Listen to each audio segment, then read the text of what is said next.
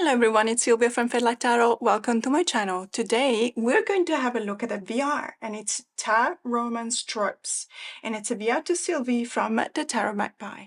So I've seen a few tarot tubers taking on this challenge and I found that it's really fun. And so I was watching Sylvie's video and I was mentally picking out already the decks that I would have chosen for those prompts. So I'm hoping that a lot more people picks it up because as you can imagine, Tarot Romance Tropes, it looks at romance tropes in literature, in fiction, and then because they're quite strong tropes and very easy to recognize, Sylvie then applied them to her tarot decks and picked up a few decks that responded to those tropes. And that's the whole video basically. So that's exactly what I've done.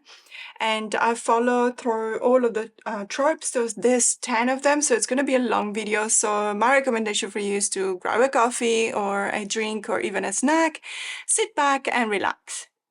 So the first trope is enemies to lovers, a deck style or system you've insisted just wasn't for you until you realize it was. I had to go with this deck. Let me just zoom in. It's the Somnia Tarot by Nicola Bruno. This deck, I waited so long to get this deck because I was convinced by seeing it first in marketing, and then seeing it in tarot tubers videos on Instagram, on Facebook. Every time I saw this deck, I convinced myself, no, it's not for me. It's really not for me. It's gonna make me anxious. It's gonna trigger my anxiety. In particular, I do have a little bit of claustrophobia. My husband would say it's a lot of claustrophobia depending on the situation we're in. Just for you to give you an example, so if you've ever been to Sydney in Australia, I cannot go to Central Station because, well, now they remodeled it and it's completely different. So I'm actually still wary, but I'm still forcing myself to go. But before that, it's been on renovation for forever. And there were tunnels that had really low ceilings and they were really long, and I just couldn't bring myself to go. And when I see shrouds covering the whole person, like in this case, and on top of everything, this person is actually tied down with ropes. And because that's not enough, because, we're not feeling the claustrophobia biting us enough yet, is soaked in water, which is obviously making it even worse because this way the shroud is really clutching to every single part of his body. So I honestly, even when I look at this deck now, I have to remind myself that we reconnected with each other. We actually bonded. It's a fantastic deck. And so that's how the story went. So I couldn't bring myself to buy this deck, but I was intrigued, and then I saw the star card. And if you've been watching my channel for some time, you will know that the star card is probably one of the first cards that I look for in a deck, and I try and decide whether I want to buy the deck or not. By looking at the star cards, there's also the Three of Swords, but that one, I always get disappointed because it's more often than not a pierced hearts, which is not how I like my Three of Swords. But in any case, that's not a massive deal breaker. But the Queen of Swords, the star card, in many cases as well, the Lover's card, the Hermit, but those are different ones. And my favorite card most of the time is the Death card as well. But when you say it's the deal breaker, if that card is not the way you feel you can resonate with the card, then it's a no. When I saw the star card, it was a massive yes. It was such almost a joyous kind of gasp of, wow, I really love this card. I find this so moving, actually. And so and then I looked at all of the other cards and I thought to myself, yes, there's a lot of ropes there's a lot of shrouds, but there's also a lot of images when the people are not actually covered in shroud or, choked to death and soaked in water, or okay, so I really need to not stop at every card, do I? And so I just decided to go ahead and I purchased it, and it was magnificent. It was an incredible experience, this deck. I know that at first look I thought that it was a very triggering deck. It's not. I can work with it. Ironically, I work with it my working with it is a lot more harmonious, it's a lot more steady, less scary and triggering than actually looking at the cards. And I guess it's because when you're looking at the cards, you're specifically looking at the cards and not at the meaning of the cards. And so if there is some triggering stuff, then it hits you immediately. Whereas when you're reading the cards, you're so immersed into the reading that you look for the symbols, you feel the meaning of the cards, etc. But this is definitely my answer to this prompt from Enemies to Lovers, the Somnia Tarot. The next prompt is Friend to Lovers, a deck you used to like well enough, and then one reading deepened or changed your relationship with it.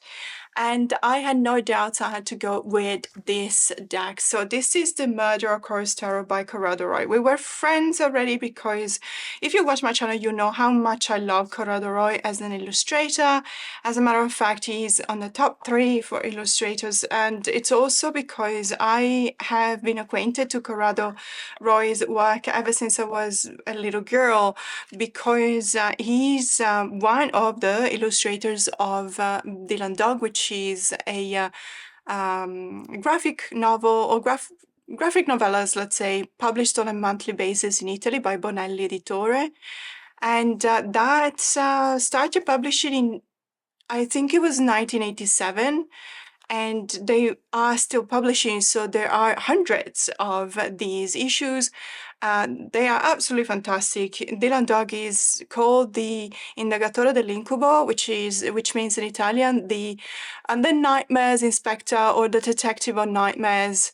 And that's exactly what it does. And I think it was a precursor to Supernatural, because that's exactly the types of beings he ends up investigating. Unfortunately, it is just in Italian.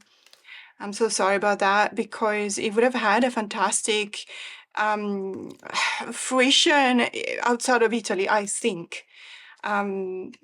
Had they decided to start translating it. I don't understand why they didn't. There are a couple of decks with Dylan Dog. Ironically, they're not illustrated by Corrado Roy. Would have loved them to be illustrated by Roy. They're not. But then when I saw this deck, because I already had this acquaintance with Corrado Roy and his work, when I saw this deck, I immediately bought it because I didn't care. It could have been a peep deck. I promise you, it could have been a peep deck. I would have bought it anyway, just because of the name. And yes, I do have all of the other decks he's been illustrating. So the dark side of tarot and the Joker tarot. The Joker tarot I love probably even more than the Murder of Crows. And it's just with time. There wasn't one particular reading, as a matter of fact. I can say that I don't use this deck for readings. I do use this deck sometimes for shadow work. I use it in specific circumstances, certainly not for clients unless I've been asked, and even so. So you guys need to know that I do reading bi-monthly. Anyway, any other Saturday. I still don't know if it's bi-weekly in the sense that it's every 2 weeks, or bi-monthly in the sense that it's twice a month. In any case, every other Saturday, I do readings for my members, and sometimes I accept, when they feel like they really want a deck, they tell me, I would love for you to use this deck. When they ask for, and I'm generally 99.99% okay with their choices, of course, after all, it is their choice. But when someone would ask for a very, very dark deck with a question that I feel is not suited or well suited for a very, very dark deck, I asked them if they're sure.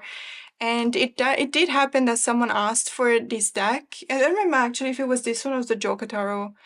I really go back. I love. I said, look, it's just I love these decks. I mean, Corrador, but are you sure? Because there is a certain type of answers that come out of these cards, and you have to deal with sometimes how dark the cards are, and so I don't necessarily like to use it for readings.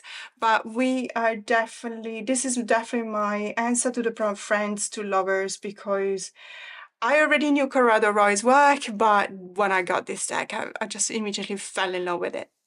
So the next prompt is Forced Proximity, a deck you've used for a month, took on a holiday, made yourself work with, that changed your relationship with it.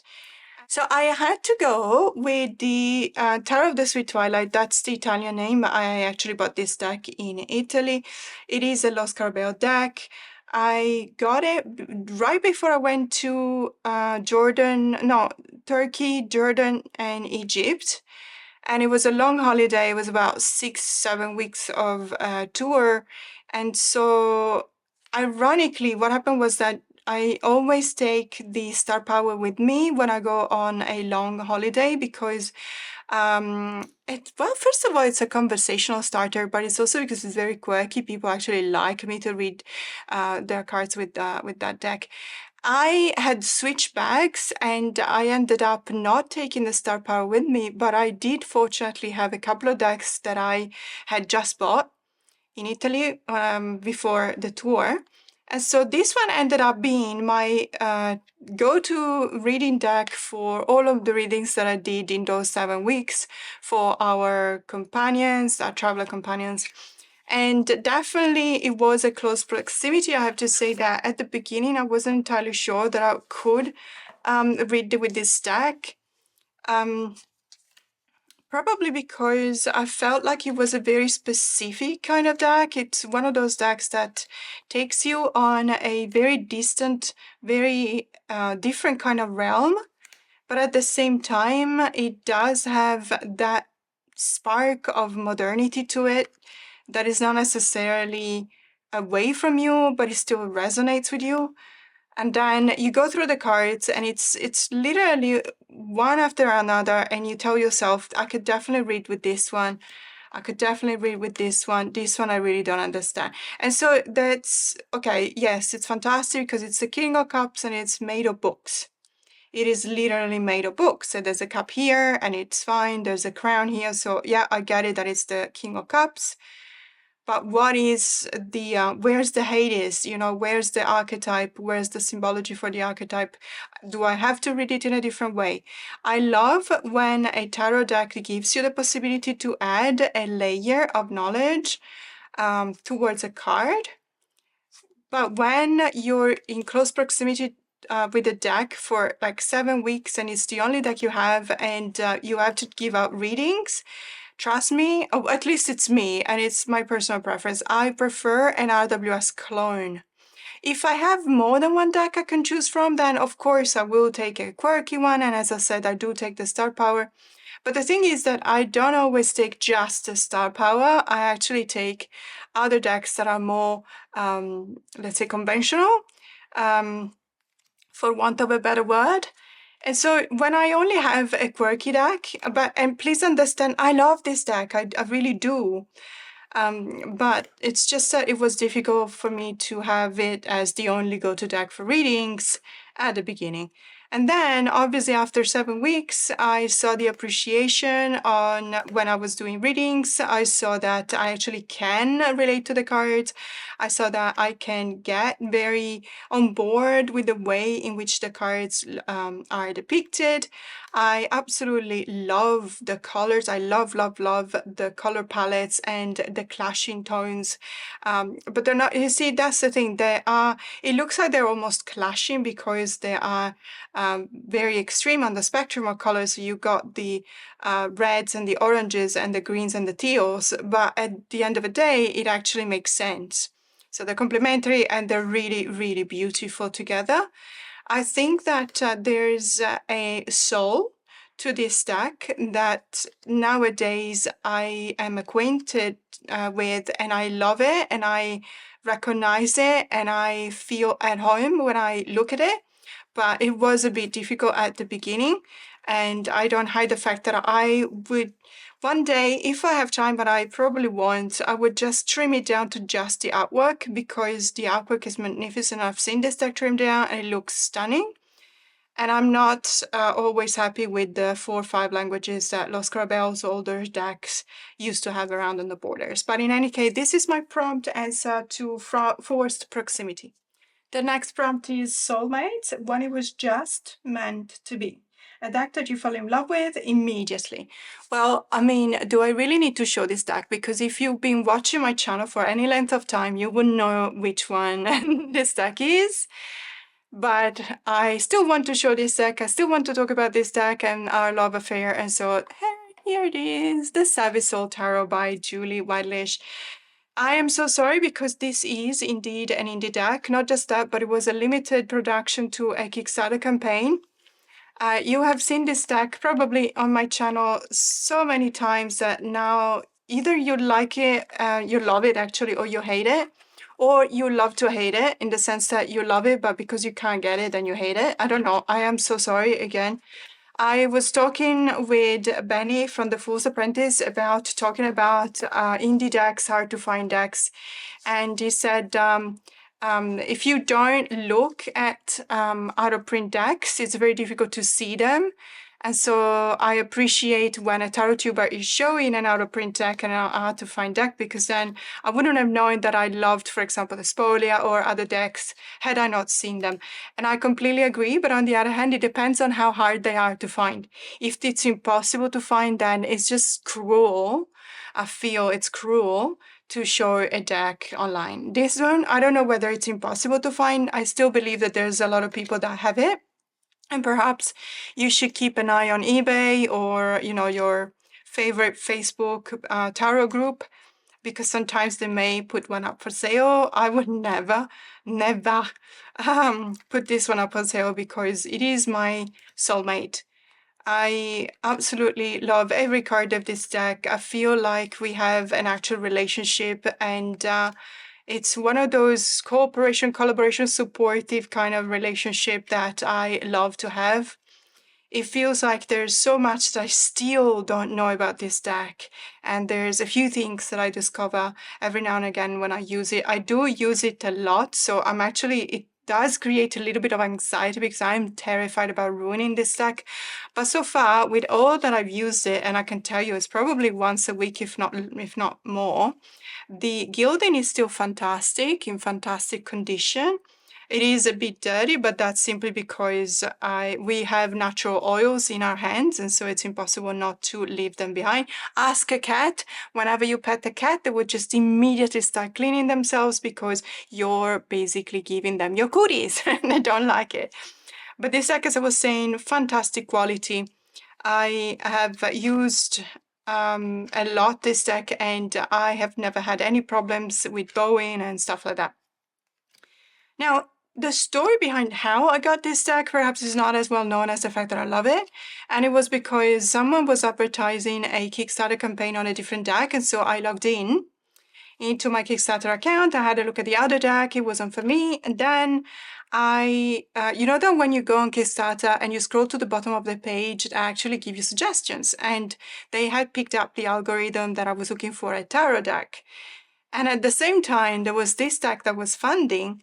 And I had a look at it, and I think I saw the Hermit and the Three of Wands, which of course now it's going to be difficult to find as always. But in any case, so it was, to me, it was a revelation. I had an epiphany. I knew that I wanted this deck. I only saw 3 cards. I think it was the Hermit, the Three of Wands, and another card. I don't remember which one, but I immediately felt like we had a connection. It was a love at first sight, and then, but you know, sometimes love at first sight kind of disappoints you because you know, you have really high expectations, and with time then they fade and you can become bitter about it as well. But that's not what happened with this deck. I love it more and more every day. And again, really sorry that this deck is not available anymore. I kind of hope that Julie one day will just understand that we need more copies of this deck and she will start reprinting. If that happens, I will let you know. But for now, unfortunately, it's not available. But this is definitely my answer to the prompt Soulmates, and it's the Savvy Soul Tarot. So the next prompt is Slow Burn, a deck you didn't have the best first impressions of. But the more you work with it, the more you liked it. That was a difficult prompt for me because I do tend to be on the slower side when it comes to appreciating a deck. One thing that I want to say though, whenever I change my mind, I have absolutely no problem in saying that I was wrong. And I hope that that's appreciated because I recently was, for example, talking about the inner child oracle, and I was saying it's got cosmic vibes, it's got ethereal vibes. I really don't associate that with the inner child work. I really don't think this deck is for me. I've been using it for a couple of months. It is fantastic. And every time I show this, I'm using it now for the Energies of the Week videos for my members. Every time I bring that up, I always say, I was wrong about this deck. I actually like it. So, as I said, difficult prompt, but I had to go with this deck. So this is the Blue Earth Tarot by Alison Davis, and it was a slow burn. And the reason why was because there is a lot of feelings in this deck. First of all, I have to say it's a really beautiful deck, fantastic cardstock, so smooth. I really love it. It's a matte finish, very papery, and it's that kind of cardstock that when you do this, it's a fantastic ASMR experience. So obviously, not only the tactile feel is important for me, but the auditory sensations are very, very relevant whenever I understand if I want to appreciate a deck or not. This deck was a slow burn because I have seen it originally. I'd seen it in an Instagram account. I really loved it, but it was just the majors that I'd seen. I didn't really thought about checking the minors. And that was my fault. I should have. What happened was that when I got it, and kudos to Alison Davis. I think it comes from Canada, and the shipping costs were not outrageous. Maybe it was because it was a couple of years ago. I don't know. But in any case, when I got it, then I immediately opened it and I looked at the card and I went like, uh-oh. And you know that sinking feeling when it's still a beautiful deck, but you think to yourself, I don't see myself bonding with this deck. And for a while, I just didn't bring myself to use it. And also because I knew that I had bought it in a moment in which I actually felt really blue. And so looking at the title, the Blue Earth Tarot, and looking at some of the cards, I love blue colors and a shade of blue, especially teal green, teal blue are my favorite colors. And I still kept it, and I thought to myself, there will come a time in which you actually appreciate this deck. I kind of knew it, I kind of felt it, but because it's very peepish, I never reached out for it. And I felt like I wanted to reach out for it when I was actually feeling blue. And I was thinking about, the experience. I was trying to understand the experience that I was going to have with this deck when I was feeling blue and reaching for it. And thinking to myself that I would not have reacted well to the peeps of the cards. Now, that could be something very personal. Perhaps this doesn't work the same way for you. But to each their own, and that was very important for me. And then one day I just, out of the blue, sorry, no pun intended, but out of the blue, I just reached out for it, and I didn't even feel like reading with this deck, but I reached out for it and I started reading, and I felt like it was absolutely communicative. It was very engaging, a lot more than I would have thought. And it was actually a really beautiful experience that really made me more interested in the deck, let's put it this way. And after that, I reached out for it a few more times, and I think that the bond grew, the attachment grew. I have to say though, I'm still in some kind of a curve with this deck, in the sense that I have not peaked my experience with this deck. I don't think that I appreciate it as much as I should yet. I still really love it, but it's not at the point in which I would say I am comfortable 1000% in using this deck. I'm still sometimes hesitating, and I think it's because of one card.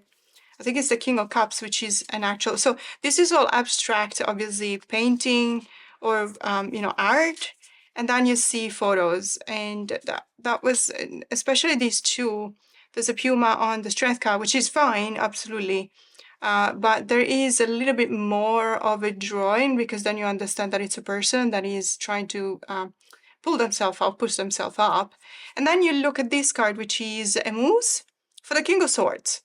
And you think, what does this card have to do with, all the other cards? And it feels like it's really lifting me right off the reading. So that's one of the reasons why I don't think I've really explored all the possibilities that I could with this deck. But it's a work in progress, and it's a slow burn, and I'm allowing myself time. So the Blue Earth Tarot, that was my answer to the prompt, the slow burn. The next prompt is Opposites Attract.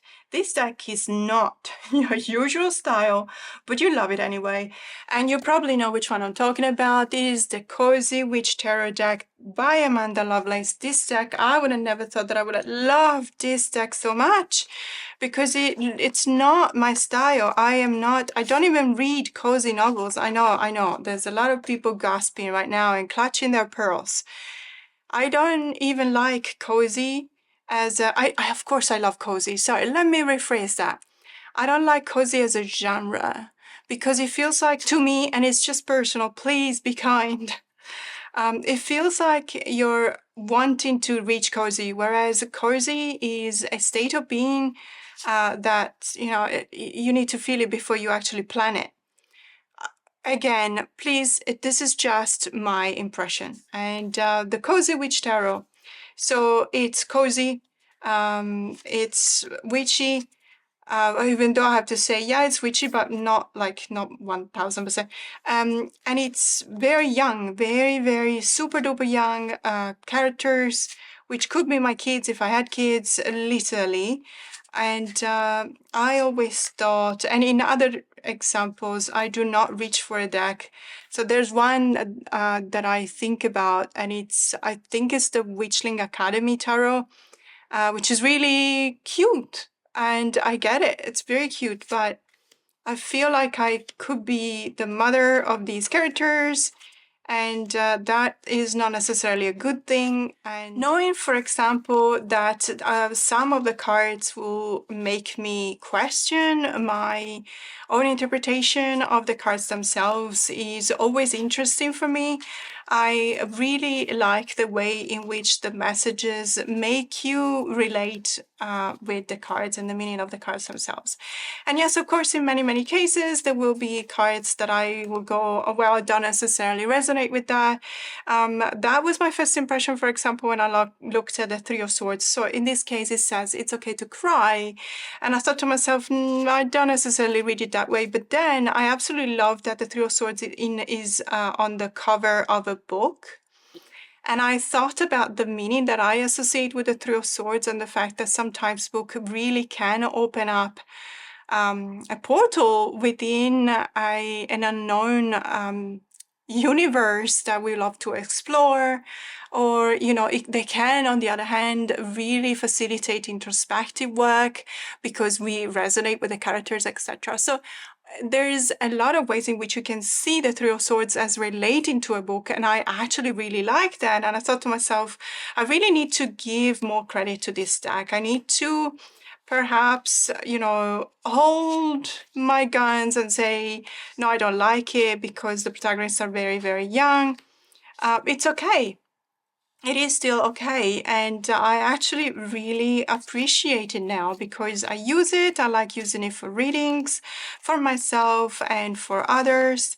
It is, I get it that it's nice, it's cute, it's very sweet. Let me put it this way, it's very sweet, but there's nothing wrong with the deck being very sweet. And look at this Four of Swords again with the reading theme, which I really resonate with, and a cat on her lap, which I also resonate with. And recently I'm reading so much, and because the weather is terrible and it's very cold outside, and I really, I don't know, I don't necessarily see myself in the characters, but I do feel the vibe of this deck. And so the Cozy Witch Tarot deck is the answer to the prompt Opposites Attract. The next prompt is blind date, on an impulse buy, a gift or a deck you got without much research, but ended up really loving it. And this had to be the tarot of the Holy Spectrum. This is the Infinity Edition. The reason why I got this deck without even looking at it, just literally when it was available, I clicked the buy button and I was happy with it, was because I had the previous edition of this deck. By the way, as you can see, it's really a mirror. It's almost like we have a mirror here. That's my camera. And that's me, hi! So this deck is slightly different though from the Tarot of the Holy Spectrum, the other edition that I have.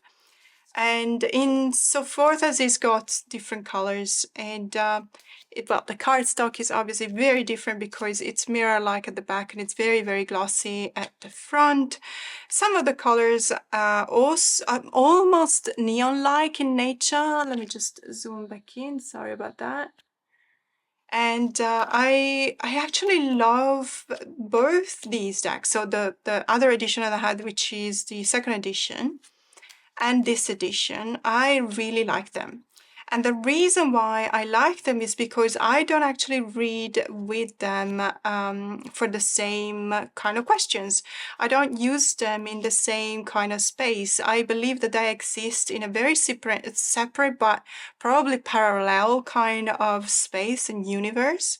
By the way, I love these Two of Swords. I absolutely love the colors.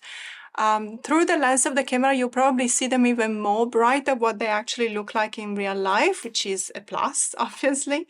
They are very, very beautiful. When you do a reading card by card, it's marvelous. You guys know that I love colors, but then again, it's a contradiction in term because I also really love black and white decks. But we are entitled to have our own thing. So when it comes to this deck, I really appreciate these colors. They're just absolutely amazing for me.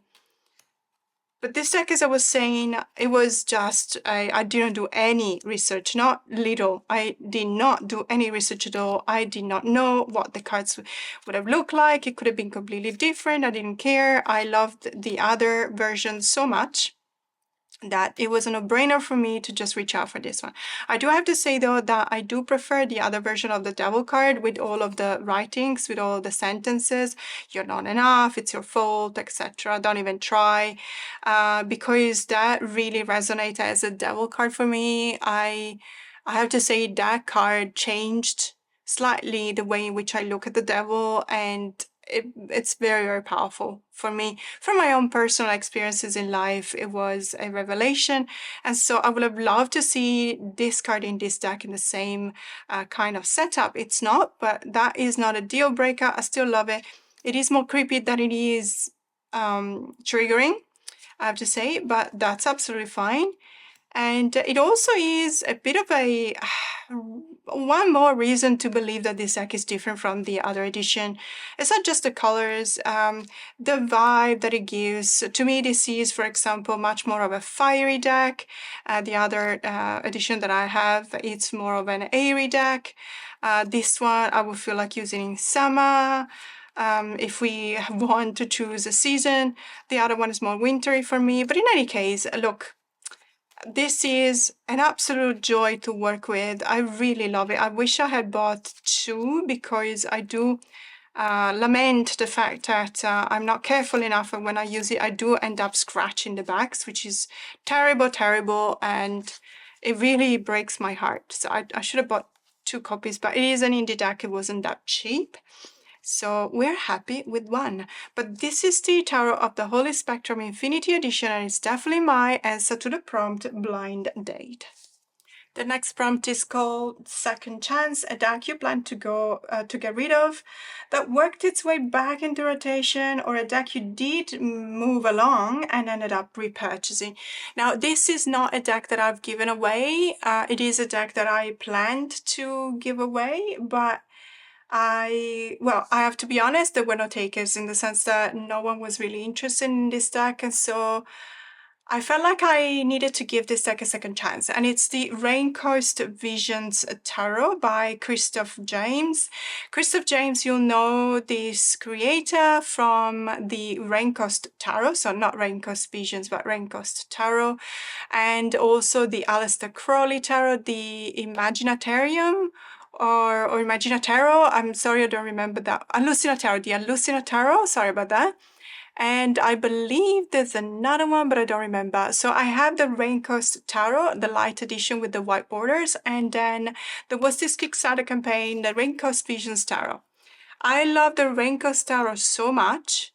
There's a Ouija board at the back of the cards. I love the Raincoast Tarot so much that I did little to no research on this one.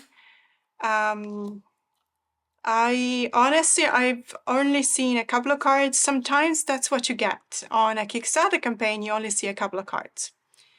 And I honestly do not remember which cards they were, so I couldn't tell you this is the card I saw, this is the card that convinced me.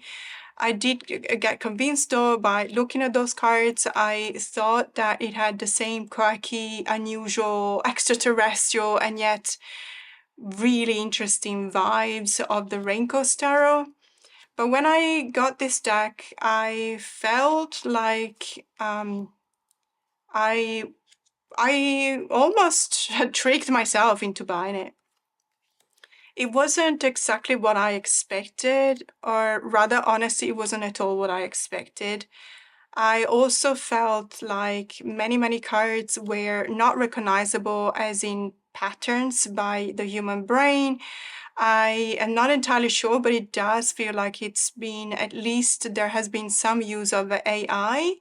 And in many cases, it was the older kind of, by the way, sorry, there is nudity. I should have said something about that. My apologies. So at the beginning, AI was just starting and it looked really weird. And so there were some reactions, my first impressions to this deck when I saw it first was really of disappointment. And so that's why I decided to give it away. But then, no one was interested, probably because it was a very small production and no one had ever heard of it.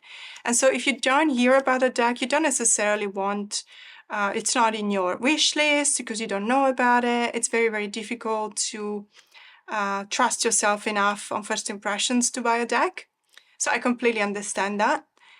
But then, because it kept on coming back in my collection, I was like, okay, well, you know what? I might as well try and work with it and understand if I actually resonate with this deck or not. And I have to say, apart from a couple of cards like this one, for example, where you can actually tell that the AI was not very mature because these are half teeth, half mustache, and it's not a very well rendered. And also probably this one. So there's a couple of cards in which I still hesitate.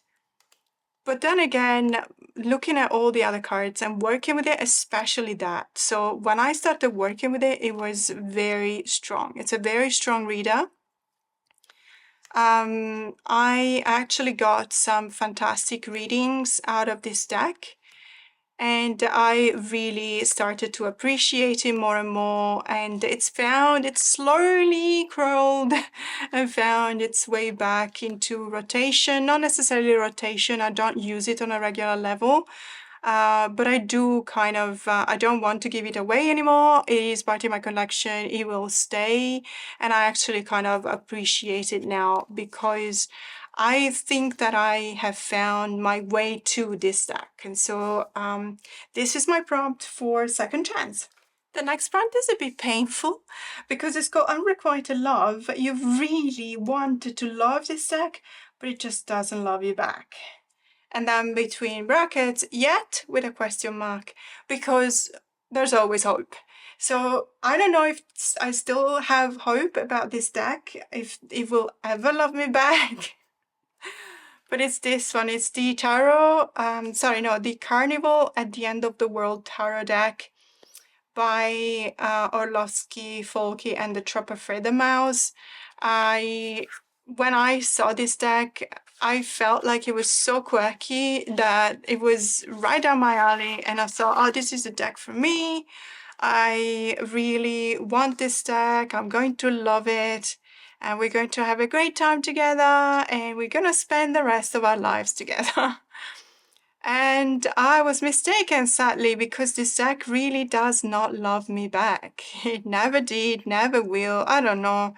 I mean, hope never dies. That's what we say, but I don't know. Let's start talking about this deck. First of all, you will notice for sure that it's all, let's say, miscut. It's my fault in the sense that I trimmed this deck. The arts, so let's say the cards, the printing was completely misaligned in most of the cards. And so you would have, for example, the borders, one image that was almost touching the border on the right and had perhaps 1.5 centimeters from the border on the left. And it's same goes with the titles at the bottom. Some of them were really, really close to the line. Some of them were absolutely far away. What happened was that was driving me insane. It was a really big deck and I couldn't use it. It's very slippery, this linen cardstock. Actually, is it linen? Yes, it's very soft kind of linen. I just couldn't use it, and as you can see, there's still cards that I have the border here, because once you start trimming off the border in different places of the cards, you have to do it for each and every card. So that's 78 cards you have to do it for, and it takes forever. And then at a certain point, I just decided to take a guide in and trim the cards all at the same level. And of course, I came out with, cards like this where you can still see the border. And I have no problems in illustrating my failure at modifying a deck, because it just so happens that this was a massive, epic fail. Then what happened was that I didn't like, even without borders, I didn't like it because, well, it was a messy job, but also because the cards have a different tone. Each and every one of the cards have a different kind of tone to the background. You can really see this here, for example, but pretty much if you have this deck, you will understand what I mean.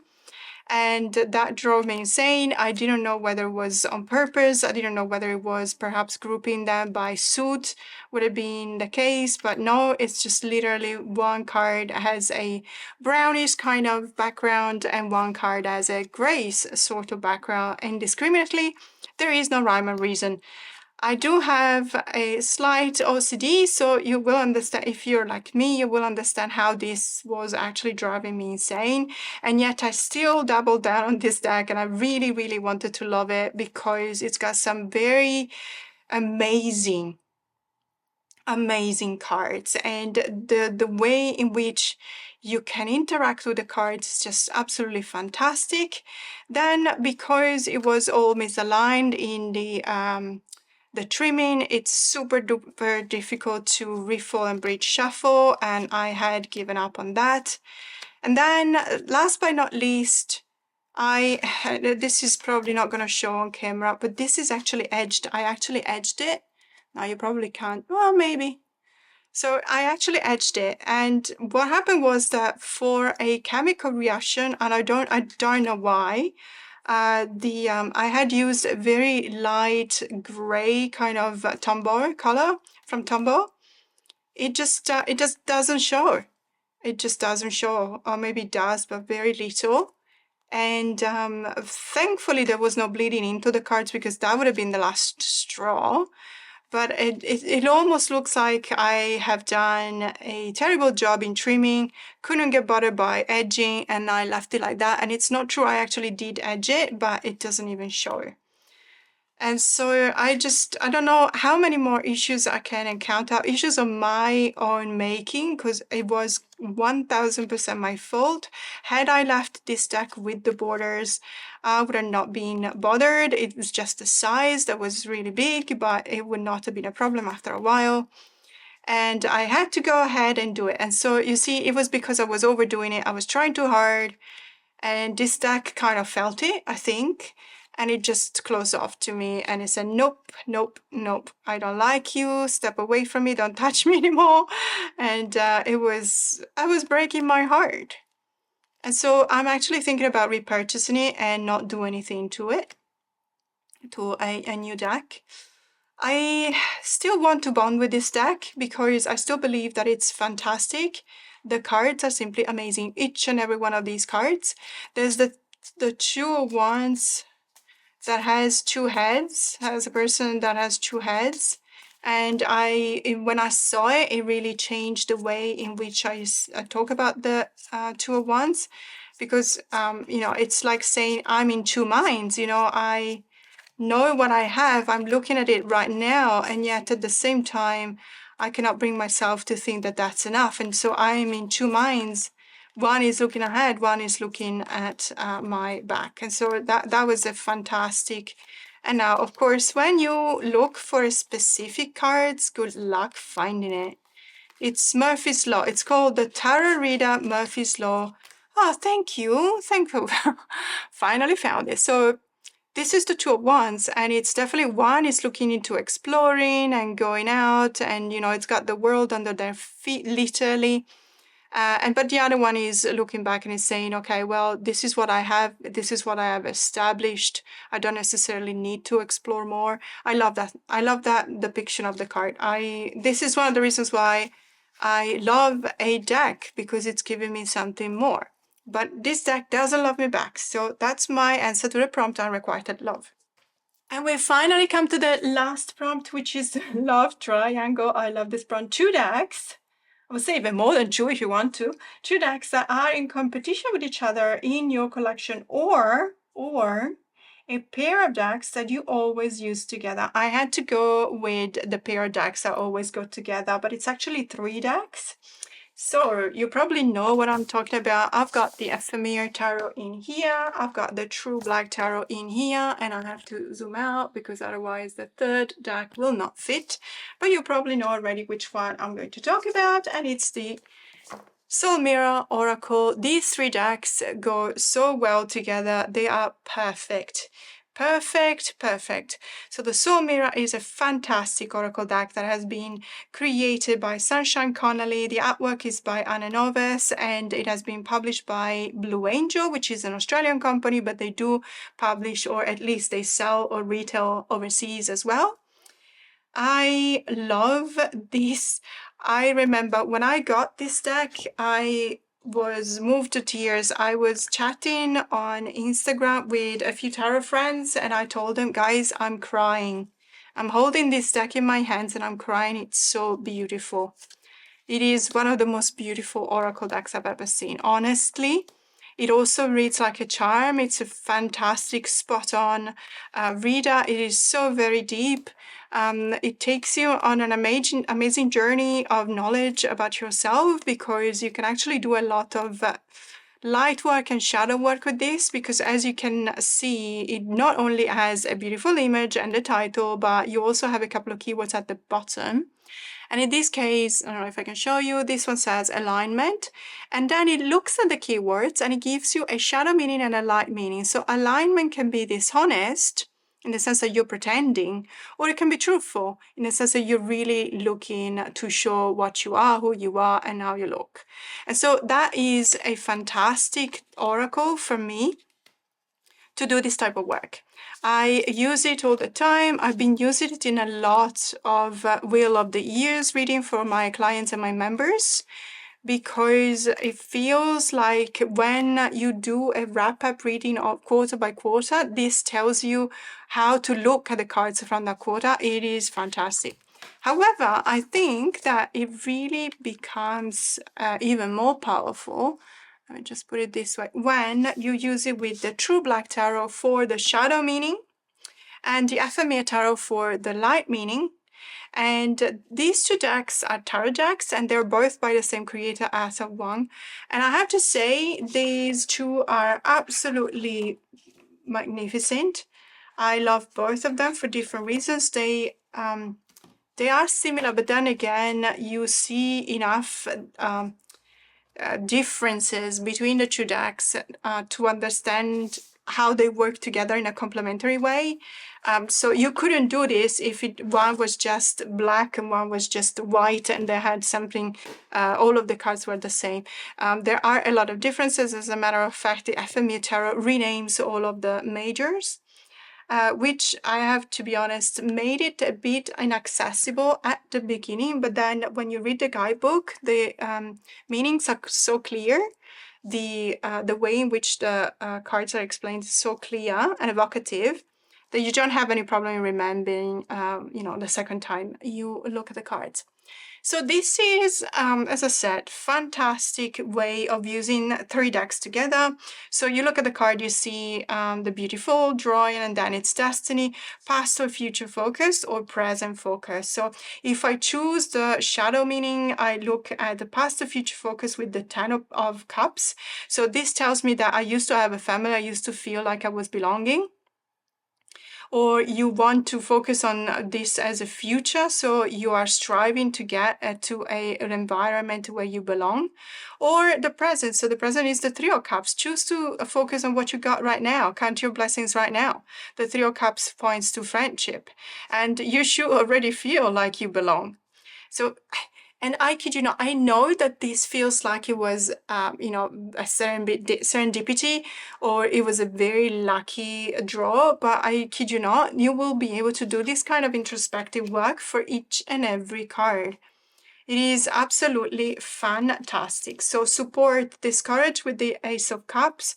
So it could be a support that is discouraged with the Ace of Cups because it looks at a relationship that doesn't start with the right foot, for example. So there's a couple of things that need to be corrected, a couple of things that need to be shared in order to be able to go down the right path. But it can also be an encouraging support with the Four of Swords. And right now it tells you that it's the time to rest. It's the time to actually take a step back and retrain and recuperate your energy. And I could stay here for hours because this is how beautiful this deck is. These decks are actually, and how amazing they are when you read them together. It is an experience that honestly I have never had before with decks. It's just the level of depth you can go to when you use these 3 together is, for me at least, for the decks that I've had in my collection and that I've used in my life, it's unprecedented. Obviously, you may have had a different experience, you may not even like these decks. It's everything is fine because we're all entitled to have our own opinions. My opinion is that these 3 are the perfect love triangle, even though I don't necessarily like the concept of the love triangle as has it been in the past. I think that today we're much further ahead than that kind of concept. So polyamorous, for example, is a term that I think will probably be applied best in a better way. But in any case, I do understand that the trope are the tropes, so obviously I'm not going to change the tropes. I do love that these 3 have absolutely no jealousy in working together. There is this kind of support. There is this kind of being happy for each other, which is very difficult. And not just being sad, but also be happy when the other is succeeding. That's one of the things that is very, very difficult to achieve in a relationship. So I really love how well I can work with these ones. And this is my answer to the prompt love triangle. I don't know about you guys, but I had so much fun picking up the decks and also showing you the decks for this VR. And so I'm very grateful to Sylvie for this video because I feel like there's not enough VRs around anymore. I don't know why.